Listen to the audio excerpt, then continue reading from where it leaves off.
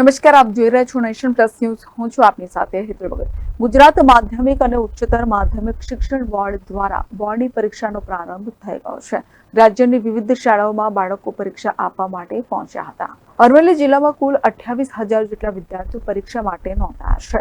અરવલ્લી જિલ્લાના 3 ઝોનમાં સીસીટીવી કેમેરાની નજરે બોર્ડની પરીક્ષાનું મોનિટરિંગ કરાશે, જેમાં ધોરણ 10 ની પરીક્ષા કુલ 27 કેન્દ્રો પર 17,836 વિદ્યાર્થીઓ પરીક્ષા આપી રહ્યા છે.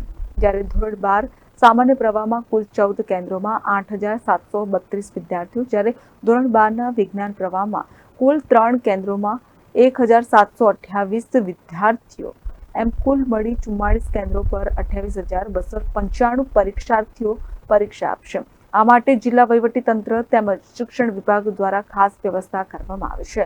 આ અંગે અરવલ્લી જિલ્લા શિક્ષણ અધિકારી ઉષાબેન ગામિતે જાણકારી આપી હતી.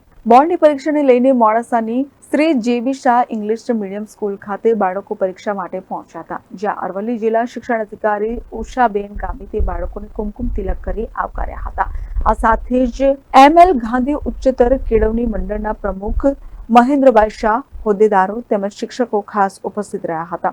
આ સાથે જ પોલીસનો પણ ચુસ્ત બંદોબસ્ત ગોઠવવામાં આવ્યો છે, જેમાં મોટી સંખ્યામાં વાલીઓ તેમના બાળકોને શુભેચ્છાઓ પાઠવવા માટે પરીક્ષા કેન્દ્ર પર પહોંચ્યા હતા.